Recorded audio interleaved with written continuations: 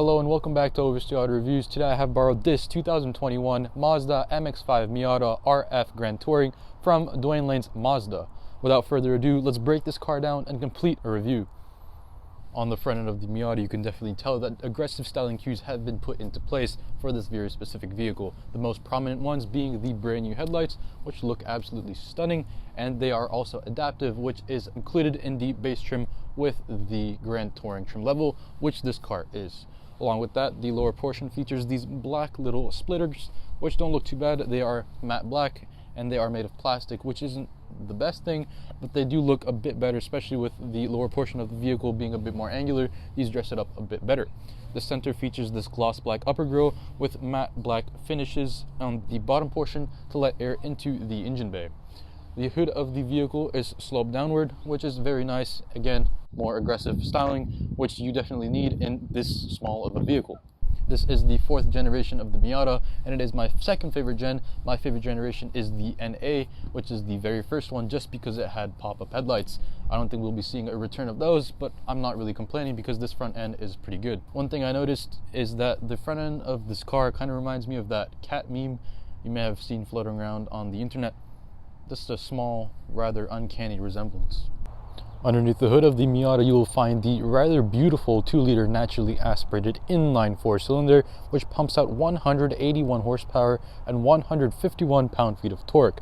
Those numbers get this really small vehicle to 60 in 5.7 seconds, which is pretty impressive actually. I think that this is a good power plant for the car, but it could definitely use a turbo like its brother, the Abarth 124 Spider. Fuel economy on the Miata is actually great, 26 in the city and 35 on the freeway. At the wheels, you will find the 17 by 7 inch dark aluminum wheels, which I think are perfect based on the proportions of the vehicle. Any larger, throw it off, and any smaller just look too weird. I think these are one of the best factory looking wheels in any car overall. They kind of remind me of the wheels used on the Shelby GT500 and GT350. They are very sporty, and they definitely fit the aesthetic of the car as a whole pretty well. At the side of the MX-5 Miata, you can see this Soul Red Crystal metallic paint option, absolutely glistening in the sun. It has a very nice rich red tone to it, and it is a $595 paint option if you are inclined to get the vehicle with this paint. The front has a relatively nice and wide front fender and a wider fender at the rear to fit those wide tires. Because this vehicle is rear-wheel drive, you need that so you can actually have traction. Not that you're going to be breaking loose with 181 horsepower. The overall silhouette of the vehicle is very beautiful, no crazy body lines, and that's what I like about the Miata. It's nice and simple while looking very, very nice, especially for a sports car. I think it beats all of its competition in terms of looks. The roof is relatively small, has a nice slope at the back. This is a convertible, but I think it relates more closely to a Targa top since the rear stays in place once you do take the convertible top down. Let me show you how that works.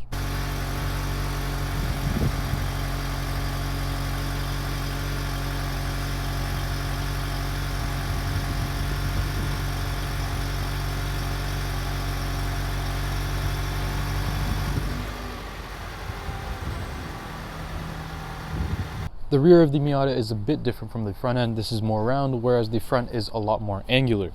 On the bottom portion, you have these reverse lights, which are actually 2 of them on either side, which is different. I don't really see that in any other vehicle on the road, which is nice because it's on the Miata, and the Miata is different. The center on the bumper features the reverse camera. It's protruding a bit, but it doesn't look too bad, and it has very nice convenience because it's on the farthest outwards position of the bumper. So when you do look into your camera, you can definitely know that this is the widest part of the rear bumper, and you won't really hit anything if you're backing into anything. Now you also have the MX-5 badge on the left and the Sky Active G badge, which is just the engine name, on the right side right here. The center features this antenna fin, and then you also have this antenna, which is a bit large, but I would actually get a delete from that and make it a lot shorter, probably just this height right here, and it'll clean it up a lot more. Now you have this trunk right here. It's pretty small, so I don't know how I'm going to manage the trunk test, but I'll try. Now you don't really have any other button. The Mazda badge doesn't move. You don't push this. In fact, there's actually a button above this license plate on the right side. You push that button and it pops up like this, and it's hydraulic, so it goes up all the way.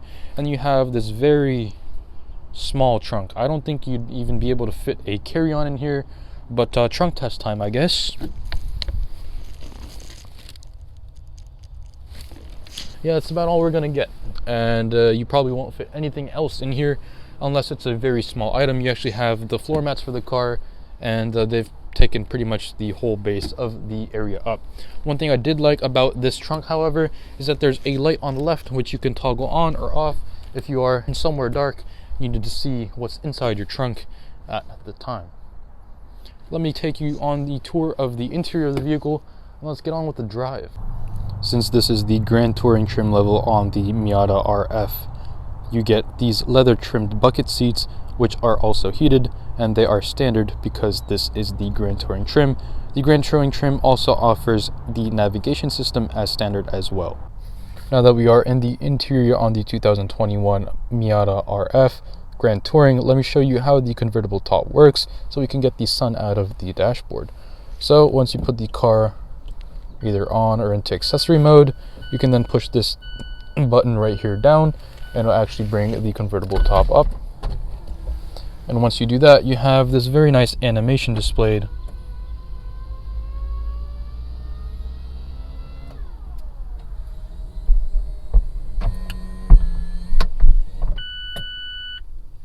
And then it tells you when it's done. Then you can roll up the windows as you so choose. And then once you do have that, you can see the gear selector right here. This is the automatic version. This is a 6-speed, but this vehicle is also optional with a 6-speed manual if you are inclined to get this with a manual. I think that if you're only going to daily drive this, then the automatic is a good option, and it is about $500 for this automatic transmission. But if you're just going to use it on the weekends, then the manual is definitely the way to go.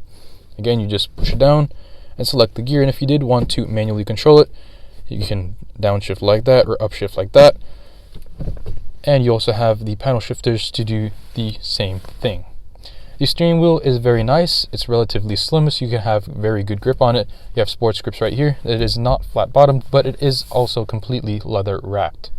Right here you have your adaptive cruise control settings, and you also have the voice assistant with the radio controls right over here. I like that the leather portion on the center of the steering wheel is relatively well finished, and it does look very nice. It definitely brings the complete interior together. We also have the infotainment system, which is always nice from Mazda. It is actually one of the best in class, and just as a automotive infotainment system as a whole, Mazda is definitely leading in the segment. It's very nice and easy to use, very intuitive, very quick. You can see that it's very responsive. This is also a touchscreen as well. No hesitations with this infotainment system whatsoever. There is no electronic parking brake, so the parking brake is this manual old style one. And then you can also see the door trim. You have more of that red exterior paint color moving into the interior, which is a nice flow. I do like that Mazda has integrated that into their vehicle. You also have these circular vents on both of the sides, and then the center has the square one where the hazard button sits. Here you can see your RPMs in the center, and then your speed on the right. Now, once we talk about the seats, they are not the best, especially if you are near my height. I'm 5'11", and I have the seat in its furthest back position. If I was any taller, my legs would definitely be uncomfortable, especially in longer drives. My head isn't too bad. I have about 2.5 inches of headroom, and in a sports car you want this smaller feel, but you don't want to feel too confined in the interior, which this may be getting if you are on the taller side. The last side we have our basic mirror switches, and then the mirror adjustment switch on here. You twist it to choose the mirror and how you would like to adjust that. Again, on the left, your traction control button off, and then you have your lane departure warning button off right over here. In the center, you have a phone tray over here, heated seat buttons because that is standard with this Grand Touring trim, and then your AC buttons over here, and then the rest of the dash is hard touch leather. And then on the center, you have a relatively shallow cubby, and then you have these makeshift cup holders, which you can actually just pull out if you do pull hard enough.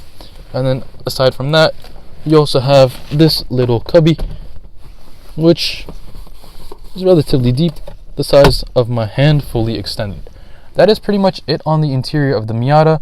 It's basic, but it doesn't feel cheap. It doesn't feel premium either, so it's not the best, but for the price of the car, I'd say it's definitely on the better side. Let me go take you out on a drive of the vehicle and show you where it performs best. Driving the Miata, the first thing I noticed is that it is criminally underpowered. You can clearly hear the engine struggling to get up to power.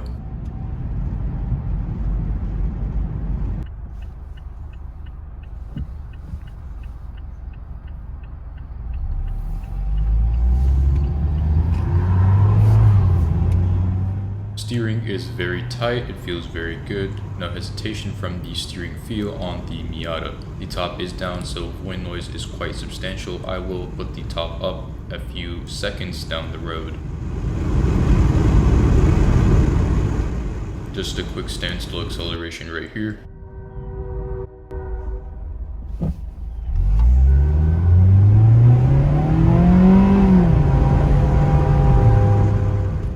Engine is definitely lacking in power. You can definitely feel it while you are driving the vehicle. Now the top is up, there is less wind noise in the vehicle, and I can talk about the suspension. It is dampened in terms of the BRZ's ride. My friend has one, he says that he feels every little pebble in the road. This, you feel more of the road than any of the debris on it.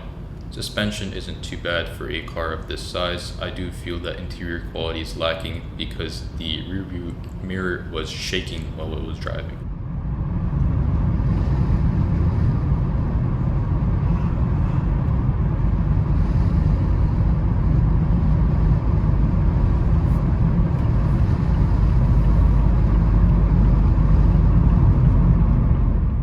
Noise in the cabin with both the top up and down is higher than I'd like it to be. It's sometimes uncomfortable, especially during acceleration. Overall, it's a pretty good car to be driving in. I wouldn't take it for long highway runs. I'd keep it in the twisty back roads. And that is the complete review on the 2021 Mazda MX-5 Miata RF Grand Touring. I think this is a great vehicle for the price you are paying, and that is $36,705 of this trim, this color, and these options right here, right now. If you do want to buy it, come pick it up at Dwayne Lane's Mazda in Skagit, Washington. As a vehicle as a whole, I think this is great. It does the job it's supposed to do. You could daily drive this and then take it out into the canyons if you wanted to on the weekends. This car handles so well. Rear-wheel drive, not too much horsepower where you're afraid to break loose and then lose control of the vehicle as a whole. And then it's refined in the sense that you're not feeling every single little bump in the road. When you look at its competition, I think it shines way above its brother, the Fiat Abarth 124 Spider, and those are actually both made in the same factory. It's just, I think this looks a lot better, even though the Abarth has the turbo. And then when you look at the Subaru BRZ, the Toyota GT86, and then the Scion FRS, they're okay cars. They offer similar performance, they just don't have the convertible top like this vehicle does. And if you did want a convertible top and you wanted something that looks a lot like this, you'd be in that Porsche Boxster territory, and then you're paying about $20,000 on top of what this vehicle costs. So as a whole sports car, I think this is a great vehicle. As a daily driver, I think it's also a great vehicle, and that's why you should buy this car. That is all for today. Thank you very much for watching, and remember to keep on driving.